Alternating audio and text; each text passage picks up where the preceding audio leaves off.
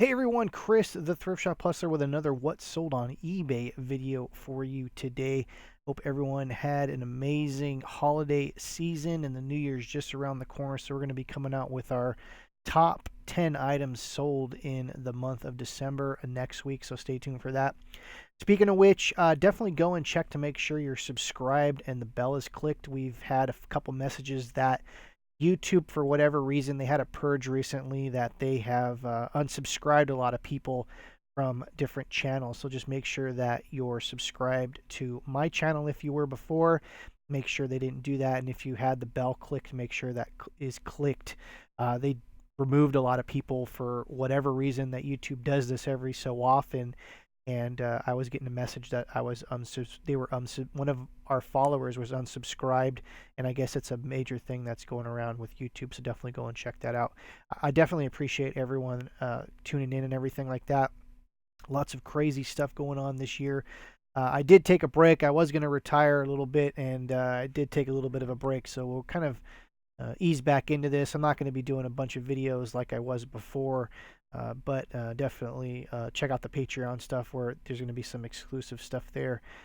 But for today, I wanted to do a What Sold on eBay video. We haven't done one in a while.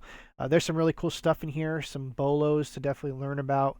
And you definitely want to stay tuned to the very end of the video. I'm going to have two deep dives where we talk about these items in depth, and we go to Worth Point to look at some of the stuff that is sold in the last 12 years.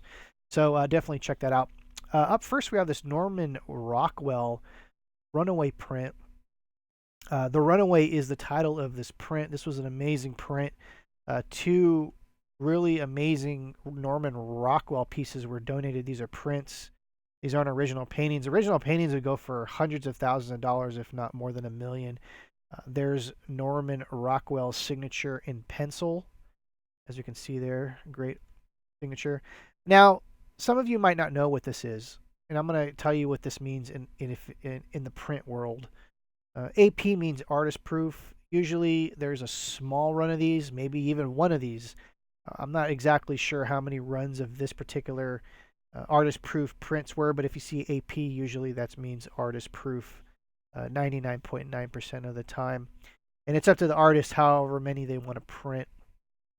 As an artist proof is basically like the very first run of prints, just to make sure that everything's all correct and lined up, and if artists can give it away to their friends and families. It's usually like the very final step before a mass production, when usually everything's all straightened out. Usually artist proofs are perfect.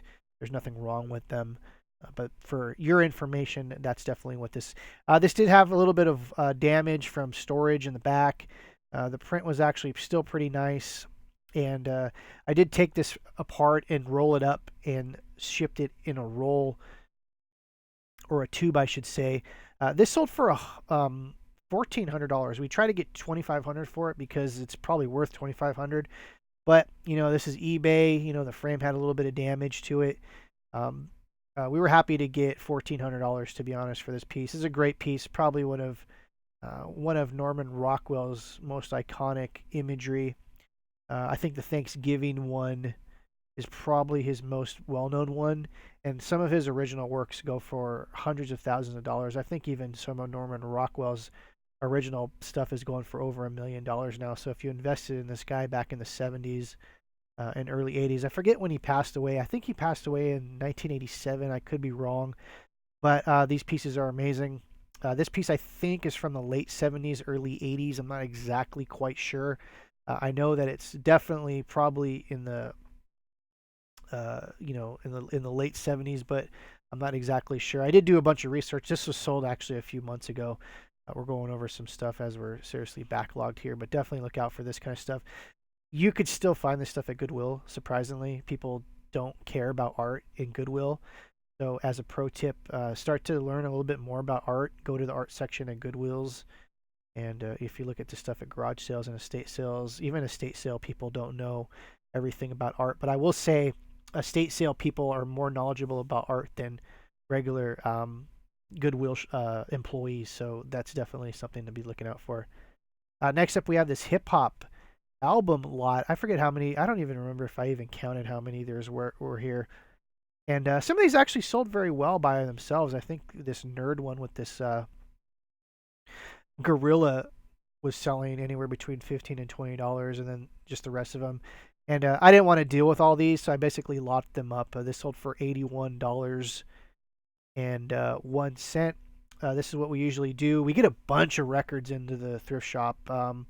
It's kind of crazy the amount of DVDs and records we get weekly, and so it's very rare to get hip hop and classic rock donated. Even hip hop, even more. We get a lot of like 50s and 60s, like orchestra, polka, country, like just stuff that no one wants, pretty much. But every once in a while, we'll get something that actually is worth a pretty crazy amount of money. And we'll do another video about a Kiss album that went for like almost $200 that someone donated in just a big pile of records. So we'll talk about that at another time. But definitely don't pass up hip hop records, especially if you could buy them in bulk. Usually, for the most part, they have a good resale value because it's kind of still, people still use these. You know, people still DJ and stuff like that. And for the most part, people aren't looking for old 60s polka stuff anymore, but hip hop is still relevant, especially popular artists. And there's even some, you know, limited edition and things like that. So definitely look out for records. And like I said, there's lots of record videos. If I can remember, I'll put a link to how to ship vinyl records above there. Excuse me. It's funny, every time I start doing these videos, my nose starts to get all funky, and you could probably hear it. It's kind of funny. This is a really cool item. This is a Hercules Film Employee Yearbook from 1997. I'm not sure how many movies they did with this, but basically, Disney's known for once a movie wraps, which means it's done filming and production and all that stuff. They usually do a gift for the crew, the cast and crew. This happened to be a yearbook, you know, like a high school yearbook, and they did it all with Hercules kind of themed things. As we can see here, these are notoriously known for being signed, even though in this very cover right here, it shows like it's signed, but that's a facsimile. These signatures are not legitimate signatures, and this book has come up every so often on eBay. It's very rare because these are cast and crew books from 1997, and for the most part, people keep these as mementos. You know, when you work on a show or a movie, you're not just going to be like, "Oh, I'm going to sell this." It's a piece of a memory that you spent maybe a year or two making a movie, so they're very meaningful. So finding these in the public domain is very rare. There's Roy Disney. This book would probably be worth another $100 to $200 if his signature was on here. Roy Disney is Walt Disney's brother, for those that don't know. And we're in Burbank, so Disney Studios is right down the street. We get a lot of Disney stuff in every once in a while. I don't want to say a lot, but we get more Disney stuff than probably anyone in you know, the rest of the United States as far as donations, because Disney Studios is right down the street. And I'm guessing this was a clean out, or just someone just didn't want this anymore. This sold for $149. This book with signatures is sold as high as $250, so just be aware of that. This was another thing that was donated with that book. This is Aladdin, Making of an Animated Film. This is not one that was one of those yearbook ones, but it's kind of like the same thing. But this is actually a book that was produced. But interesting enough, I've talked about this a million times before. Always look in the cover inside. Signatures galore on this one. These are some pretty well-known people.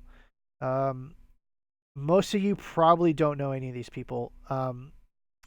Gene Kane, he is most known for you know, doing the genie. He's the one that came up with, I think he even did some Little Mermaid. He's an animator, so he came up with a lot of Ron Clements, John Musker. Those guys are well-known producers. They're also old school animators.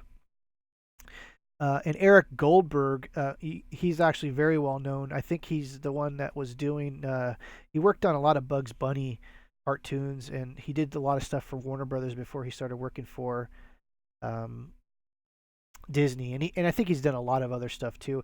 Randy Cartwright and Andrea, I'm not sure, and this Mr. Snoops, I'm not exactly sure, but these four names right up here are very powerful names in the Disney world, especially in the 90s stuff. And so that's why this sold for $124. This is like a $10, $8 book normally, but with these signatures, it adds a crazy amount of value. And that's one of the things I like to tell our employees is when we get in stuff for Disney, definitely look inside. You never know.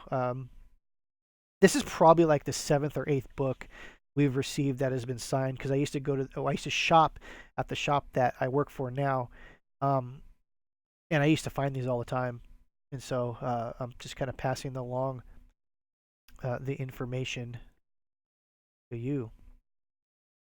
Next up, we have this yellow gold nugget prop necklace. This is, I don't know, it says prop, it says drop.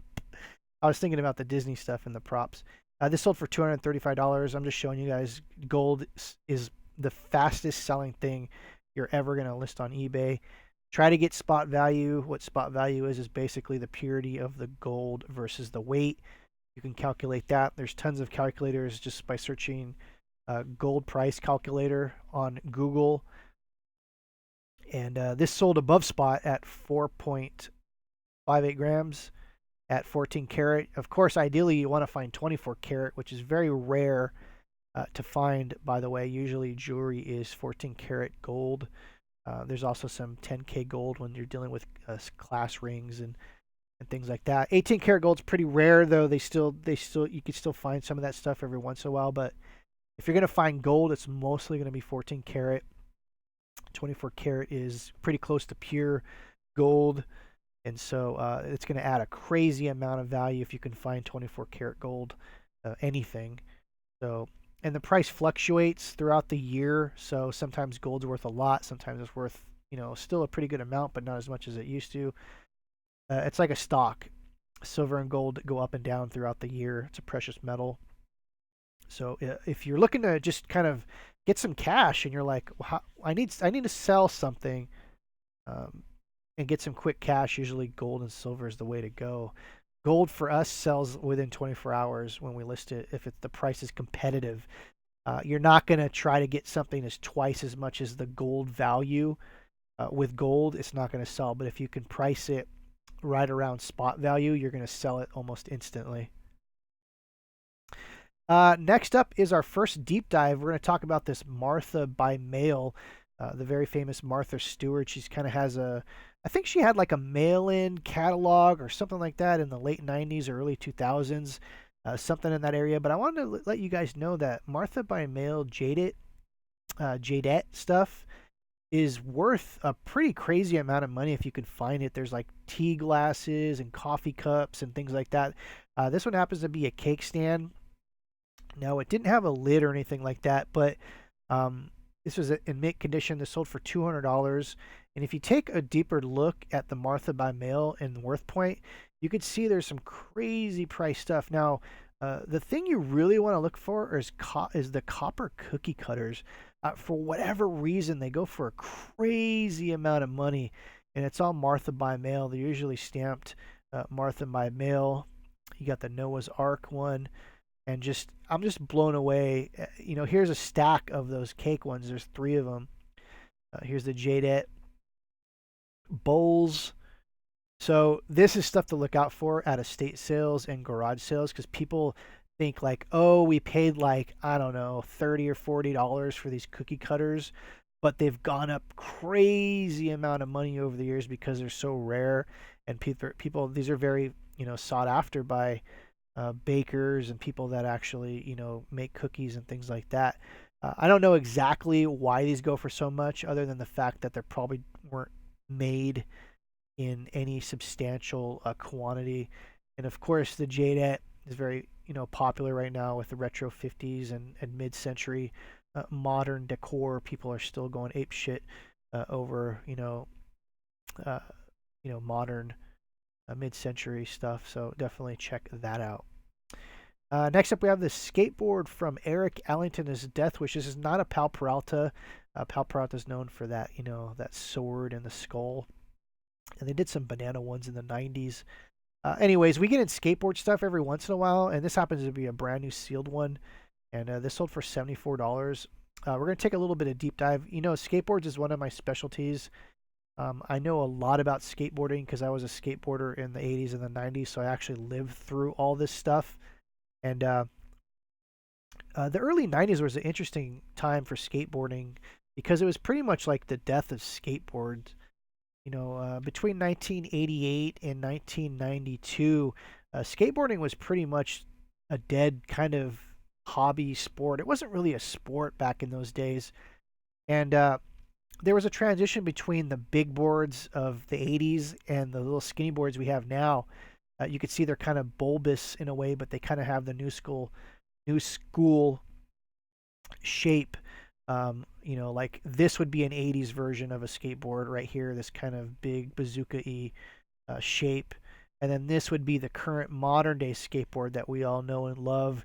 This stuff started to really come out in 1992 and 1993. This one actually happens to be signed.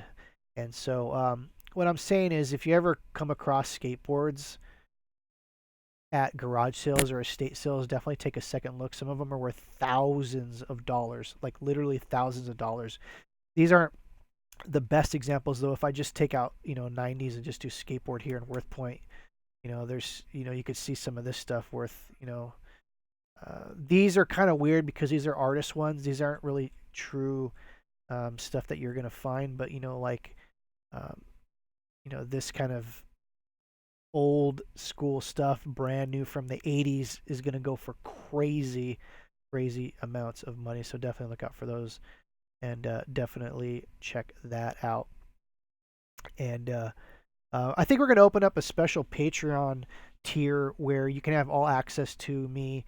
I just give you guys my cell phone number and you can text me if you ever find, if you're out and about looking for stuff. So I think I'm going to open that to the Patreons definitely sometime in 2020, if not sooner than that. So anyways, Chris, the Thrift Shop Hustler, I hope you enjoyed this video. You learned something. Definitely click the like button.